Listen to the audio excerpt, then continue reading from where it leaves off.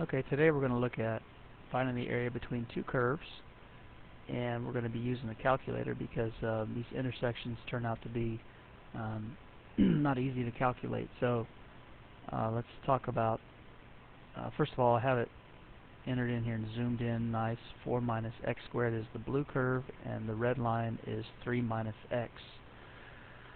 So our strategy is to find the intersection points, and I've labeled this A and B, and A is going to be our lower limit and B is going to be our upper limit, and we're actually going to store these by using the stow key, and we're going to put one as alpha A, and we're going to store the other one as alpha B, and of course this one's going to be our lower limit, and B is going to be our upper limit.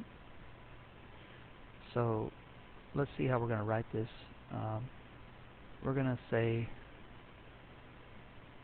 let's say this area is A. Doesn't really matter. Area of the shaded portion is going to be the integral from A to B, and we're going to do 4 minus x squared, subtract the red curve, 3 minus x. And of course all this is in with respect to dx. There we are. So of course we could notice that if we distribute a negative to both of these terms here, we'll have 4 minus 3, so we have, just to make it simpler, we have area between, the area equals, between A and B, we have 3 minus x squared and plus x, right? 4 subtract the 3, whoops. 4 subtract 3 gives us 1. Sorry about that. And in terms of dx. So let's get right into it. I'm going to pull the graph up and go ahead and calculate our first intersection, number 5. And I don't want to get confused, so I'm going to go ahead and move the calculator over here close to the first intersection point. There you can see my mouse right there. So now I'm going to calculate intersection. Oops. There we go, number 5. And since I'm pretty close, I'm just going to hit enter 3 times.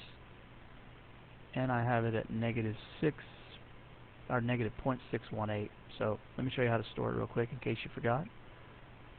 Just go right back to your main screen, hit the store button, and alpha A, and that'll put that value negative 6.18 into our calculator for us.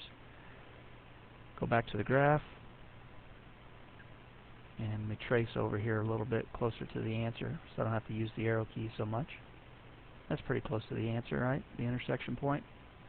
Second calc, number 5, and we'll just hit enter to go through the second curve, and then hit enter a 3rd time, and it gives us the intersections at 1.618. So go back to the main screen again, do the same procedure, store, and we're going to call this one B, correct? And then it should give us that entire string, so that way we don't have to round any answers and make any mistakes. It's taking the entire value that the calculator has available and storing that as variable B.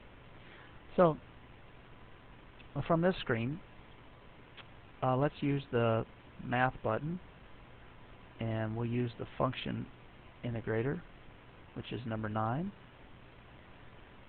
instead of using it right from the graph.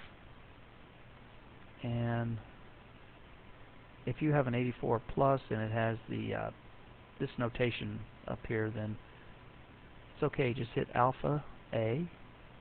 It's going to put A in our lower limit, and then we use our up arrow, go alpha B, and then let's just put in our function that we simplified, 1 minus x squared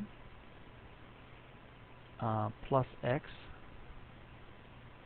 and then the last blank we have to put with respect to x dx, and we get this 1.863. So the area is equal to 1.863. Okay, so you might be wondering how you're going to type this in if you don't have an 84 plus. Well, it's pretty simple. We're going to do math. Still going to select the function integrator, and first thing we're going to do is put in the function. So here it doesn't differ at all, and then we're going to put a comma, and then this is basically telling it that we're doing it in terms of dx, and then the next comma, it's expecting us to type in the lower limit of integration. So our lower is alpha, it's a, right? And then the upper, we called it b.